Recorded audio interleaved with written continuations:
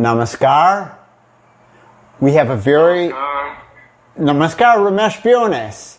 He's our my Zoom partner from the United States in Asheville, North Carolina, where he's the director and manager of our Prama Wellness Center there, which is one of the many in our network of yoga, wellness, naturopathy centers around the world. And I'm thrilled to be talking with you all today about what could be argued the most important aspect of naturopathy, yogic naturopathy. We'll be talking with you about the meaning of alkaline, alkalinity, alkalinizing, alkaline food especially. And because there's a lot of misunderstanding on this, and it's a very simple thing to understand. And when you do understand this, and when you start to implement it, step by step, you're going to see such an enormous change taking place in your life that gradually you won't recognize who you used to be. You'll become a much more subtle person on the physical level, and that will enable you to do so on the psychic level. So much will change. Whatever heaviness is in your body, whatever slowness, whatever is there, lack of energy, whatever sickness is there, whatever disease is there, it all becomes affected by switching into the direction, into the alkaline direction.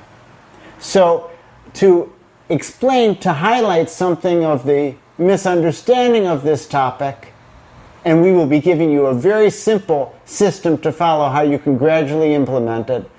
Ramesh, I think you have some story to tell us. Yeah, thank you, Dada, for that wonderful introduction. So I will share a story about Peter, a person I worked with a couple of years ago. He was having a very heavy diet, and a lot of protein, fish, sometimes 3 times a day.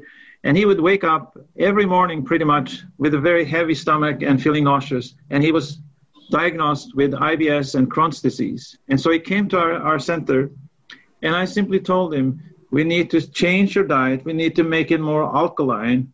And within about 7 days, he had no pain, no nausea, and he was feeling fantastic. And he implemented this system into his life at home, and I visited him some 6 months later. And then I discovered that he had alkaline water system in his house. However, that alkaline water had not helped. In other words, we need to understand what this system is all about. What is alkaline food? Why is it that alkaline water didn't help him, but the alkaline food did? So this is what we're going to talk about. We're also going to teach you and show you and explain why lemon water, which is considered acidic, is actually having an alkaline effect. It's alkalinizing, as Dada was saying. Same thing with pineapple. So these are some of the secrets we're going to teach you in this video today. Right. So here we need to understand that the blood in our bodies, it's maintaining a certain pH that is an alkaline acid balance no matter what you do. But the thing is that when you eat food which is, and here's the key, which is difficult to digest, then it creates much more burden on the digestive organs of the body, on the stomach, on the intestines, on the pancreas, on the liver, the gallbladder. So many organs, they become affected by the work of digestion. And when they have to work harder in order to what? Maintain the pH balance in the blood, because so much acidity, so much toxins are coming from the difficult to digest food, then those organs become tired. And as a result, it becomes more and more difficult for the body to maintain its pH balance, which it's going to do invariably. So the more difficult to digest the food is, the harder your organs have to work. And therefore, if you're taking food which makes it easy for your body to maintain the alkaline condition. So we call that food alkalinizing food. Or we call the food which is very difficult to digest acid-forming food, because the difficult to digest food, it requires a lot more acid in your stomach and in other parts of the digestive system in order to process it. So the body will create more acid from the acid forming, means difficult to digest foods, and then the body has to struggle to bring itself to the proper balance. So what foods are alkalinizing and what foods are acid forming? Not alkaline and acid, but alkalinizing and acid forming. So that's why lemon water, it requires not only no effort to digest, but rather it is helping to digest other things, as long as you don't have an ulcer or as long as you don't have hyperacidity. The lemon water is very, very good for essentially everybody. And pineapple, that's a little bit, some people do react to that, but most people don't, and it's very easy to digest. It is also helpful. These are just examples of misunderstandings about this. Can you give some other misunderstandings about this, Ramesh? Some other misunderstandings is that actually coffee and tea, black tea, because of the caffeine, are also acid forming, and also different chemicals in the environment, different pharmaceutical medications and so on. Sugar, because as Dada was explaining, they are taking energy and taxing the digestive system.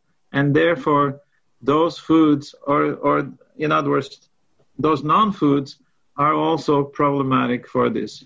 Because they have, in the coffee and tea, there is caffeine. And the caffeine is a poison to the body. So the body has to work to stick it out. For every cup of coffee we drink, we need to drink 2 cups of water just to clean it out. It's giving a lot of work to the body, so it is acid forming, even though there's no special acid necessarily in that coffee or that tea. And it is even more the case with Western pharmaceutical medicines. They're difficult for the body to process. Now, what are the most alkalinizing foods? And when we get into detoxing, which is what our webinar will be about and our coaching program will be about, then this initial list is also good for detoxing. So the easiest to digest food, which is the most alkalinizing, well, of course lemon water is there. But when you get into foods, you'll first find herbal tea, apple cider vinegar. These are very easy to digest, but they're not automatically digested. Just a little bit of effort is required, almost nothing. And the same thing goes for coconut water, and then you get water with a little bit of honey. So you're slowly making these are very alkalinizing, but they're just getting slightly more challenging to process. And then you'll get your fruit juices.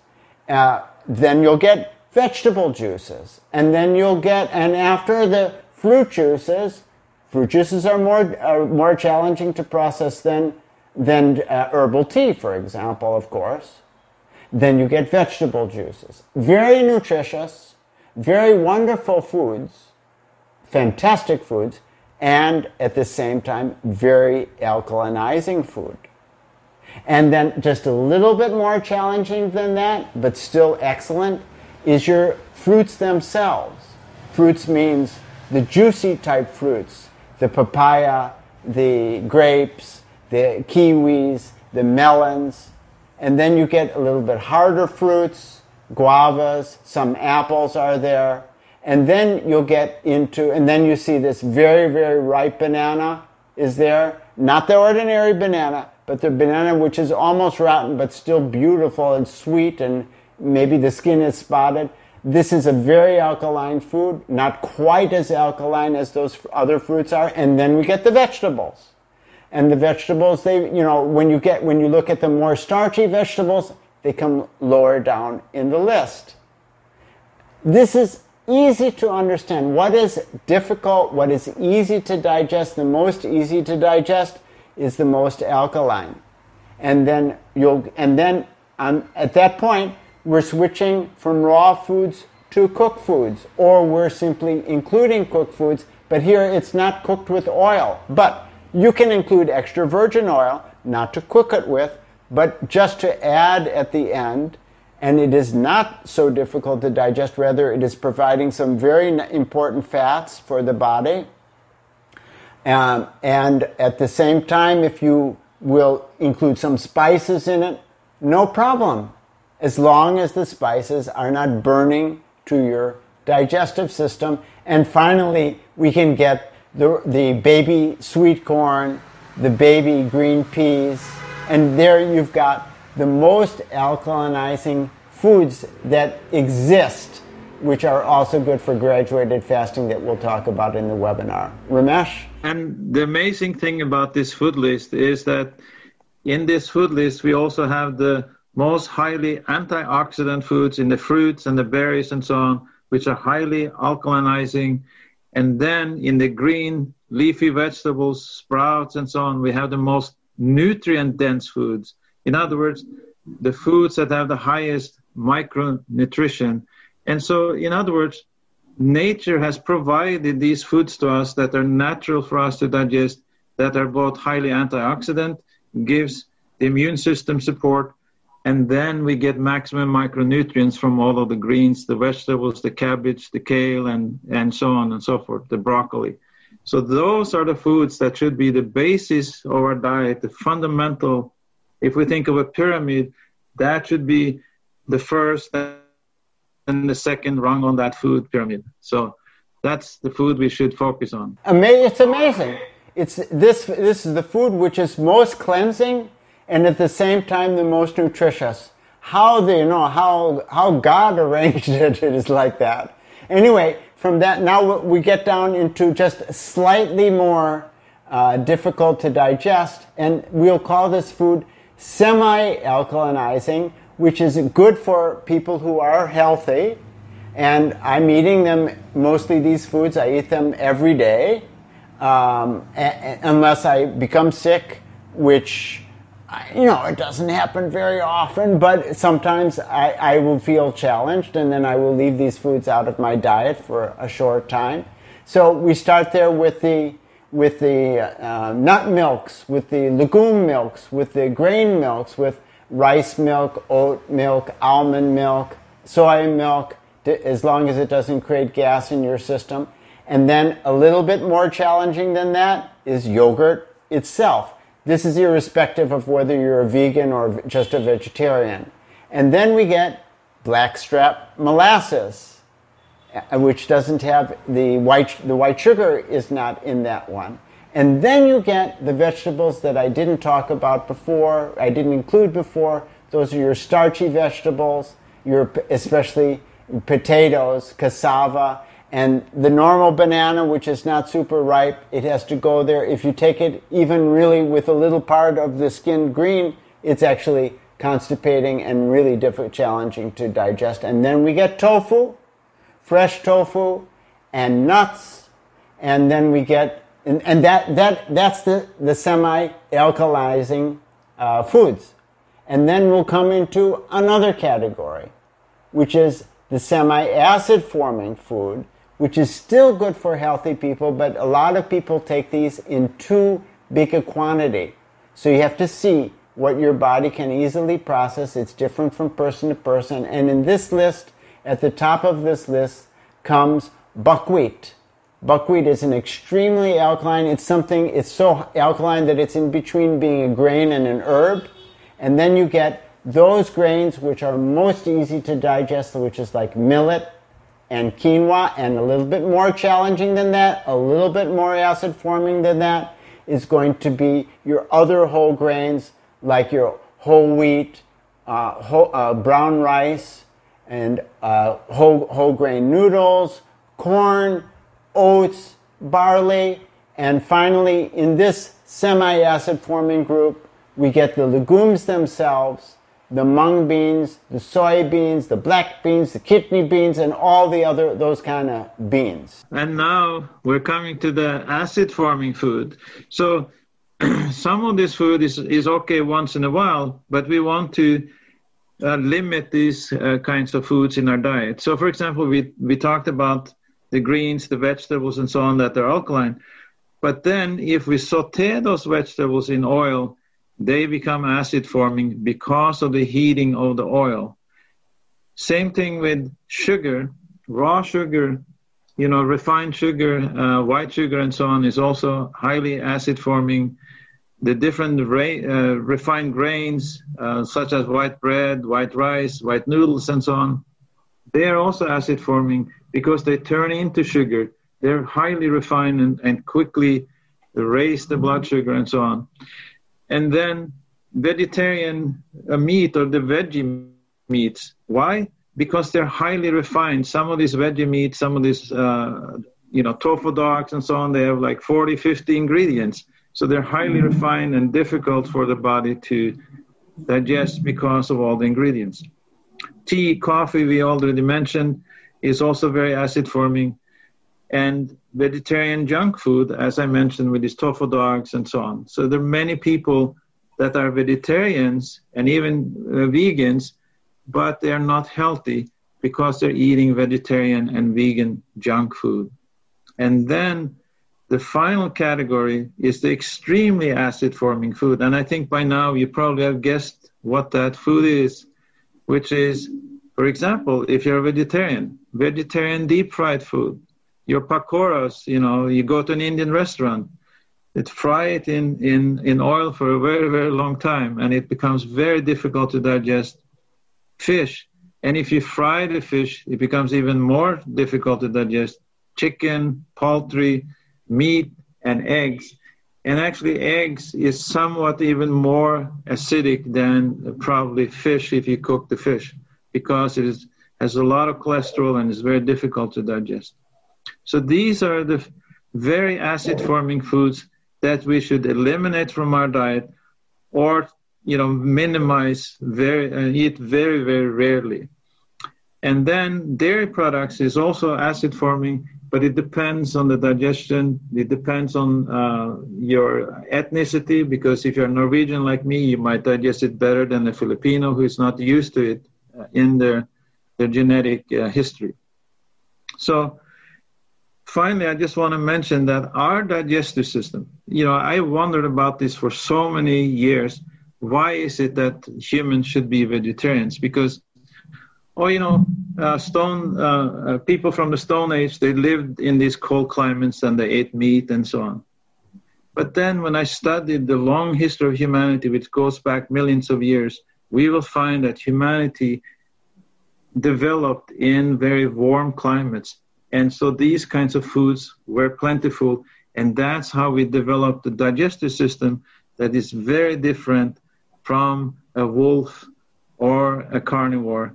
And that is why these are the kinds of foods that we should eat and digest.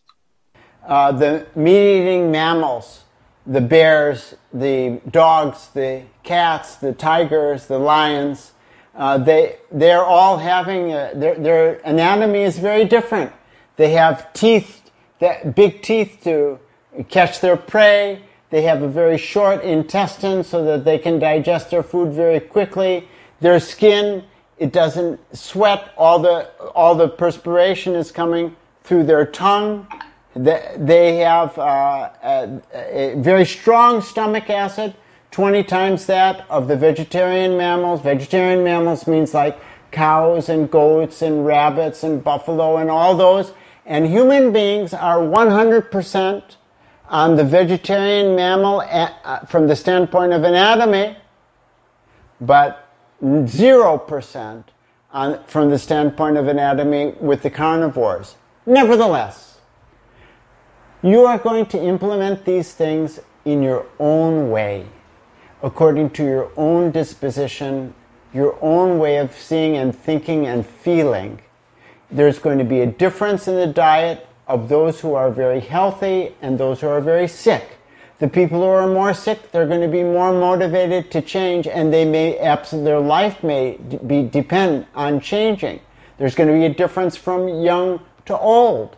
But the older people, even if they're following a very alkaline diet, they may want to take much less grains, much less legumes, even on the good diet. So differences come. And that's why it's very important that you don't feel the pressure from anything that we are saying or teaching. You do the things in your own speed. You have to see, if you're emphasizing raw food, which for most people is excellent, but what if it produces gas in you? Then, you can't take so much raw food for the time being until your body is able to adjust more. Cold climates, hot climates, these things make a difference. But for everybody, the most acid-forming food, extremely acid-forming, the meat, fish, eggs, these deep-fried foods, you really want to minimize them. But don't knock yourself on the head trying to stop them. If you feel difficulty, let it happen in its own speed. You just think, I'm going to take the maximum I can of good and healthy foods, and whatever little space is left in my stomach, I'll consider whether I'll put garbage in it. You can know, at least you should know, that when you're taking something which is harmful to your body, you should know, you shouldn't think, oh, this is very harmful. You should think, I'm just taking this for entertainment. It's not going to help me in any way. Be honest with yourself, and that it will enable you to change. Entertainment is fine. I also take some ice cream sometimes, even though I know it's not going to help me in any way. But it doesn't hurt me much. A little bit. But it's fun. It's tremendously fun. So these are the ideas of system. So gradually wins the way. So I hope that you have enjoyed this. If you have, please push the like, please share it. We have a document below in the description. You can click the link for that, and you can get all the details of what we've been talking about, plus more. And we will be having a webinar about detoxing approximately 1 week after this video appears, and I think that the announcement will be in the description itself, and we will receive all of your questions about detoxing online. And then 1 week after the webinar, we are going to make a coaching program so you can do your own detox at home, and coaches are going to help you in small groups, in very tiny groups. We do this frequently, and it's a beautiful result. So this is about alkaline food. This is about alkalinizing. This is about acid forming. And I wish you my very best. Thank you so very much. Write your questions. Write your comments. We will try our best to respond to them. Thank you, and namaskar.